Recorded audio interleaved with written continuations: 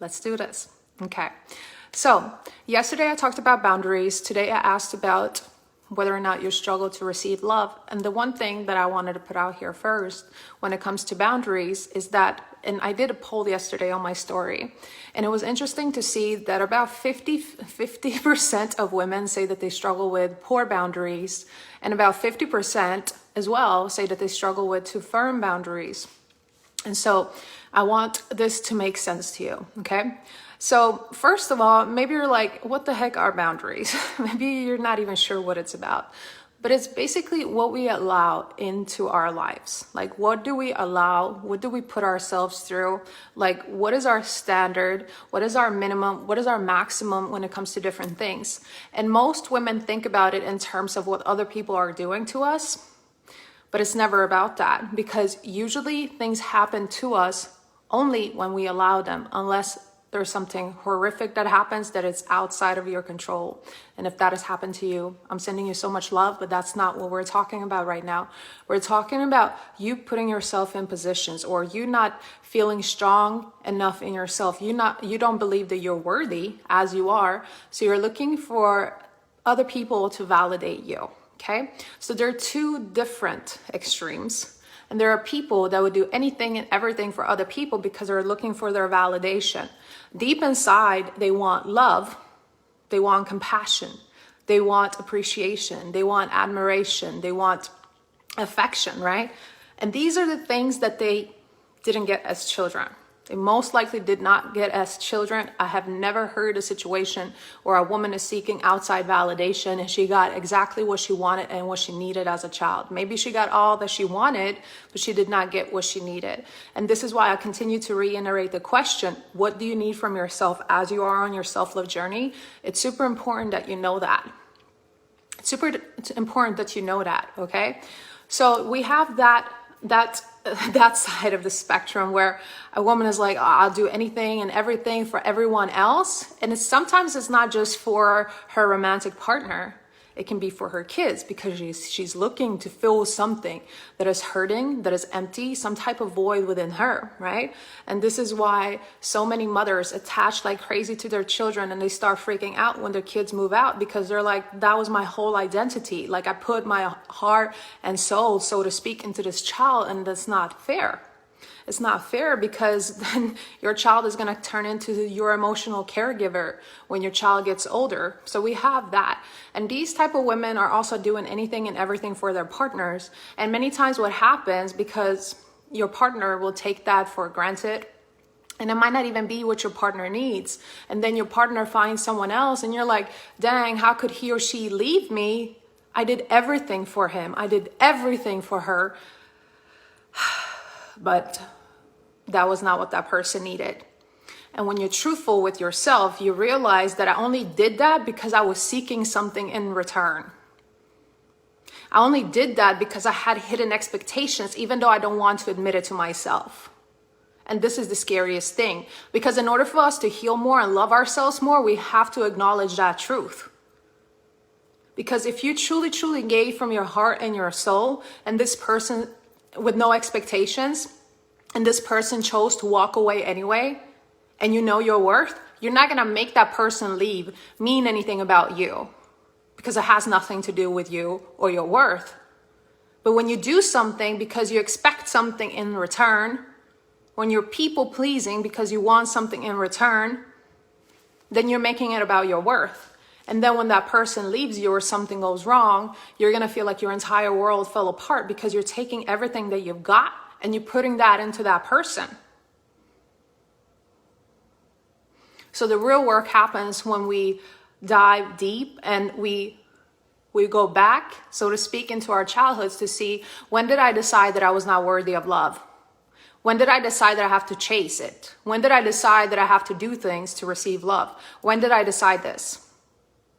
When did I decide this? And this is the work that we're going to do deeper in soulful self-love, but I want to put this into perspective for you so you can start this yourself, even if you're not in my programs. When did I make the decision that I'm not worthy of love?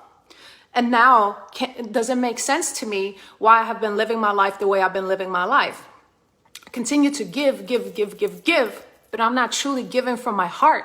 I'm giving from a place of expectation because I want something in return. And when that person doesn't give me what I want in return, and that person maybe finds someone else who is a more suitable partner for them because they might want someone who challenges them, who is more like independent or whatever it may be. I don't know. I'm just speaking in general.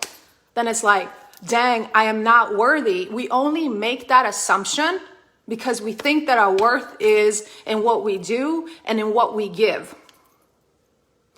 And we tie it to that if I'm worthy enough, I'm supposed to get something back from this person.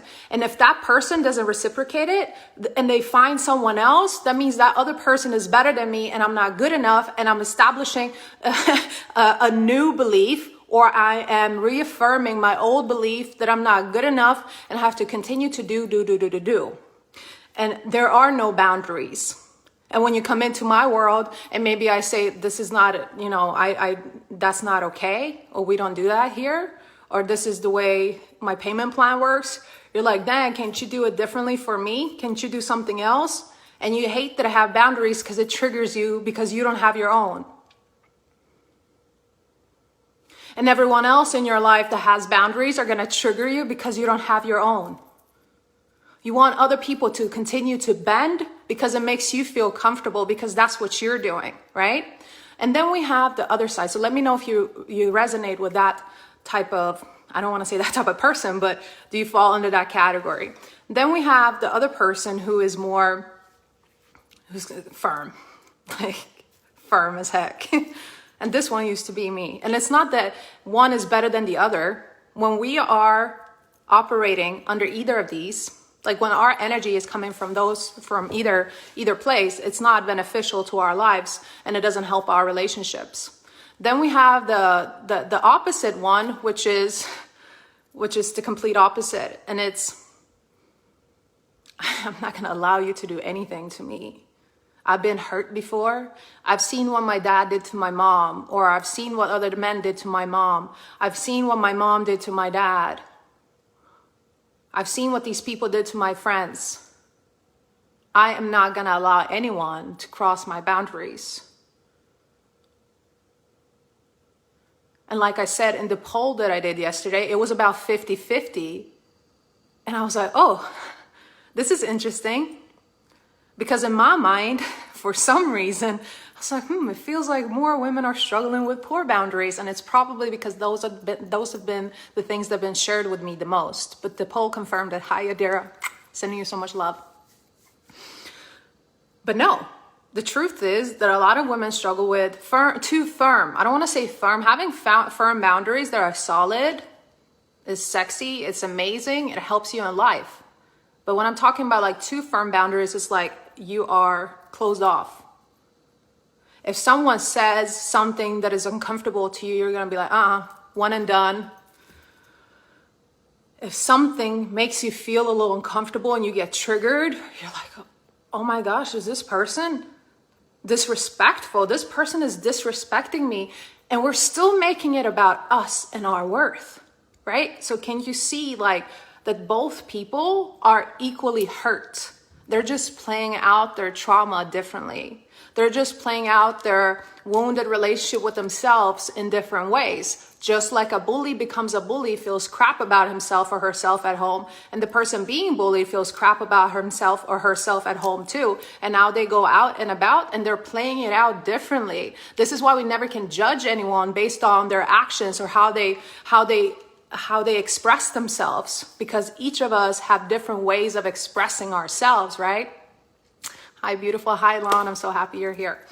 Right? So that's what we have to look at. And when we understand that every person is operating from a place of trauma, they're just operating and they're operating in a different way, then we can have more compassion and we can have more understanding. But our job is not to walk around like these trauma polices and trying to fix everyone or tell other people that, oh, you have too firm boundaries and I think I know why that is. That's not what we're doing here. We're getting more knowledge and understanding of ourselves.